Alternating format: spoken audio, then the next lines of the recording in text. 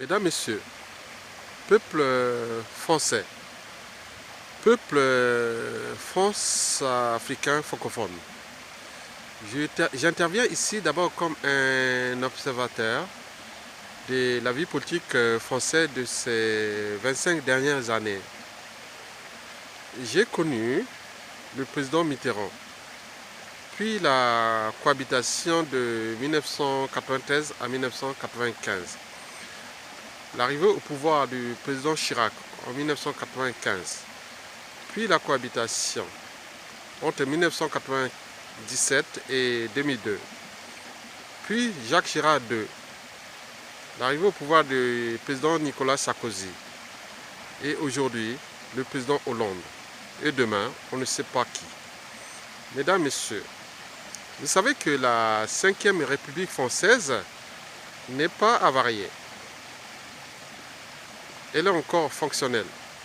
Il suffit que les acteurs politiques français puissent mettre en action toutes les clauses telles qu'elles sont inscrites dans la 5e République française. Bon, ne parlons pas de l'interprétation de la vie politique française par les Français eux-mêmes. Parce qu'ils disent que les acteurs politiques français sont tous pourris. C'est l'histoire de tous pourris, tous vendus. Donc c'est un problème de mentalité, des habitudes et des comportements des acteurs politiques français. Bien sûr qu'ils ne sont que candidats, ils ne sont jamais élus. Ils répètent à longueur des journées les mêmes mots et les mêmes idées qu'on est obligé de souscrire. Bien sûr qu'ils ne sont pas candidats, mais simplement élus. Leurs discours stupides comme quoi, qu'il faudrait, on devrait, ça pourrait. Oui, bien sûr qu'ils sont responsables de rien, ni du bilan de leur mandat passé ou en cours. Alors, ils prospèrent. Ils deviennent des carriéristes. N'oublions pas les conflits d'intérêts, des retraites dorées, des retours-commissions, des conflits d'intérêts, etc., etc. Donc la réforme de la 5e République française va d'abord se passer au niveau de la responsabilisation des acteurs politiques français eux-mêmes. Parce que c'est eux qui votent les lois, mais ne les appliquent pas. La loi est votée pour le peuple, mais pas pour eux. Donc se pose un problème de mentalité, des habitudes, des comportements et surtout d'examen de conscience. Et je dirais même des barrières, des valeurs morales, c'est-à-dire le bien contre le mal. Mesdames, Messieurs, peuple français, nous pensons que ce qui se passe actuellement en Afrique et aussi en France, je parle d'Afrique francophone et aussi en France, est tout simplement l'interprétation de ces acteurs politiques qui ne sont pas en mesure de repenser les écosystèmes sociétaux nouveaux. Mesdames, Messieurs, j'ai posé la question de savoir quels sont les 5 actes clés susceptibles d'adhérer le plus grand nombre d'électeurs. Le candidat qui va appliquer ces 5 actes auxquels l'électorat français est friand sera inéluctablement élu. Alors, quels sont ces 5 actes auxquels les Français, l'électorat français est friand? Mais bien entendu, il faut que le candidat puisse annoncer que si je suis élu, je vais les appliquer. Je suis sûr et certain qu'il peut être élu dès le premier tour ou même au deuxième tour avec un grand pourcentage de suffrages exprimés. Mesdames, Messieurs, le premier acte est le suivant. La légalisation du vote blanc. Vous savez qu'il y a un sondage qui a été réalisé par l'Institut de sondage IFOP pour le compte de Sinopia en 2014, estimé à 85% le nombre de l'électorat français, des électeurs français qui étaient sensibles. Voilà, donc que ce vote blanc soit considéré comme un suffrage exprimé. Et puis, qui puisse empêcher l'élection d'un candidat de la majorité absolue. Donc on peut repenser ça. Le premier acte est celui de la légalisation du vote blanc. Celui qui dit qu'il va faire ça, je suis sûr et certain qu'il va capter un grand nombre d'électeurs. Sachant que 85% de l'électorat français est friand et susceptible, sensible d'ailleurs. Mesdames, Messieurs, le deuxième acte clé est celui de rendre obligatoire les notes de frais des élus, ministres et présidents de la République. Il me semble que 90% de l'électorat français est sensible et friand d'ailleurs. Donc un Français, comme cela se passe dans les pays d'Europe du Nord, où un contribuable, un citoyen peut se lever le matin, aller voir la note de frais du député, du maire, du sénateur, du conseiller municipal, du ministre et du président de la République. Qu'est-ce qu'il a à consommer comme deniers publics au cours d'une journée ou d'une semaine. Et voilà.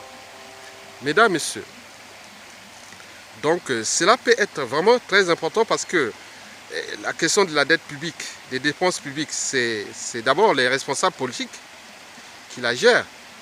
Voilà, donc si eux sont déjà responsabilisés au niveau de la gestion des deniers publics, c'est-à-dire des notes de frais, cela peut aussi responsabiliser les uns et les autres et en tenant compte des problématiques de la dette publique et autres.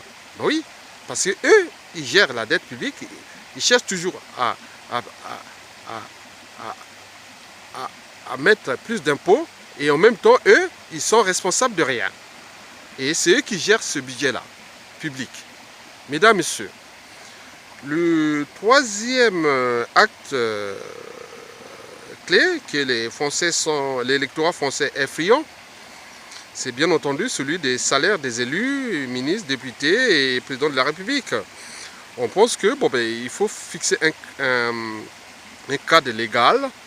Par exemple, le salaire des députés en fonction de la population ou de la circonscription ou pour les maires de la population et autres. Donc il y a un salaire fixe qui est d'abord mis dès le début du mandat de l'élu. Donc à ce moment-là, on lui verse d'abord 25% d'acompte chaque mois. Donc lui, il a fixé des objectifs annuels. Et tout au long de l'année, il va d'abord percevoir 25% d'acompte de son salaire annuel. Et s'il remplit ses objectifs, à ce moment, ah oui, on lui restitue les 75% de son salaire restant. Voilà. Mais s'il n'a pas rempli ses objectifs, alors il ne pourra pas prétendre, il ne pourra pas valoir ses droits et dire non, mais non, c'est pas possible. Vous avez fixé des objectifs, vous n'avez pas atteint les objectifs, voilà, donc vous restez avec votre acompte. Et d'ailleurs, on peut même aller plus loin. Ça veut dire que, on fixe le cap, les objectifs, à 50% par exemple, minimum, de la mise en route des objectifs. Mais si vous êtes au-dessus de ces objectifs, de 50%, donc vous ne pouvez pas non seulement se représenter voilà, aux prochaines élections, mais aussi le contribuable ne va pas assurer votre train de vie. Voilà, donc, étant donné que quand vous êtes maire, député, sénateur, ministre et autres, vous avez des avantages et donc vous contentez-vous de ces avantages-là. Mais le salaire, les deniers publics ne vont pas être rémunérés à votre juste déshonneur. Bon, donc, je prends un exemple simple. Bon, j'ai fixé des objectifs de point et donc j'ai atteint 25% de mes objectifs. Et à ce moment-là, qu'est-ce que je fais? Donc, on ne me paye rien. Donc, je n'ai rien parce que j'ai touché 25% de mes objectifs. Et si vous allez au-delà, alors là, on vous reverse cette somme-là. Donc, ça doit être dans une loi. Mesdames, Messieurs, bon, bien entendu, et cela va concerner les élus, les députés, les sénateurs, les ministres, les conseillers régionaux, départementaux, régionaux, voilà. Donc tout ça là, c'est une sorte de la moralisation de la vie politique. Mesdames, Messieurs, parce que celui qui n'agite pas ses neurones et son cerveau, pour l'intérêt général, ne va pas consommer abusivement les deniers publics comme ça. Voilà, donc ça peut être très intéressant au niveau des salaires des élus, des ministres et du président de la République. Mesdames, Messieurs, le quatrième acte clé est celui de la durée des mandats. Bon, un seul mandat renouvelable qu'une seule fois. Voilà. Donc le but est d'éviter les carriéristes, ceux qui s'accaparent de l'État comme compagnie d'assurance à leur temps de vie, à leur conflit d'intérêts et autres. Donc ça peut être très intéressant.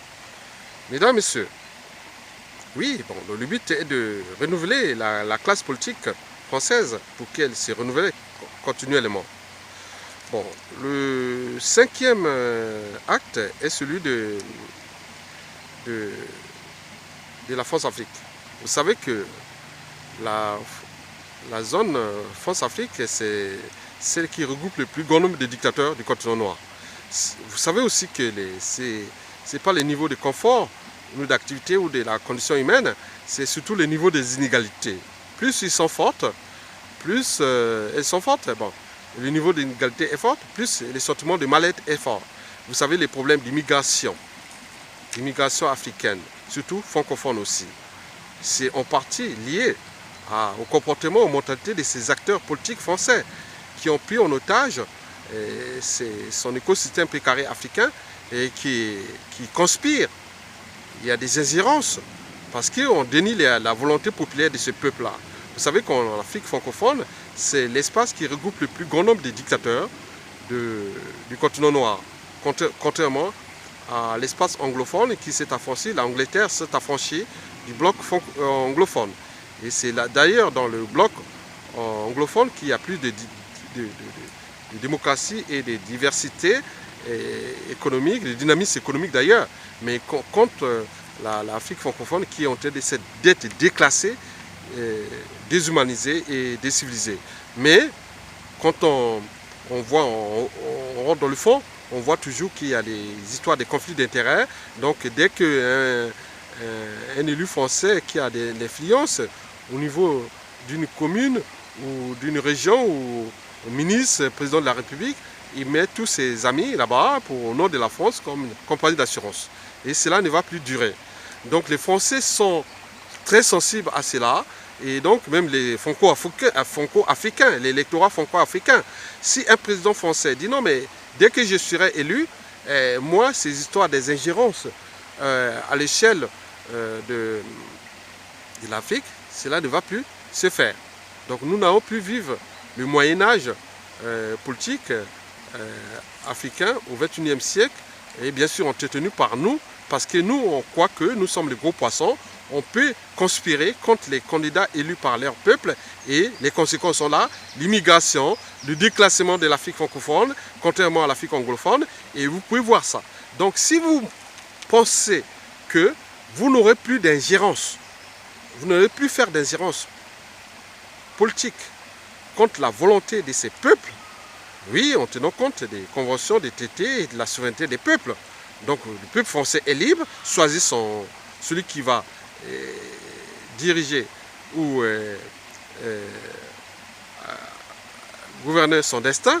Et donc à ce moment-là, laisser aussi libre cours à l'Afrique francophone de devoir repenser leurs représentants responsables qui pourront d'ailleurs être là pour créer les conditions de marché économique dynamique entre la France et son précaré africain. N'oublions pas les problématiques des produits et services, des valeurs ajoutées et autres, et réduction aussi de l'immigration subie. Donc nous pouvons les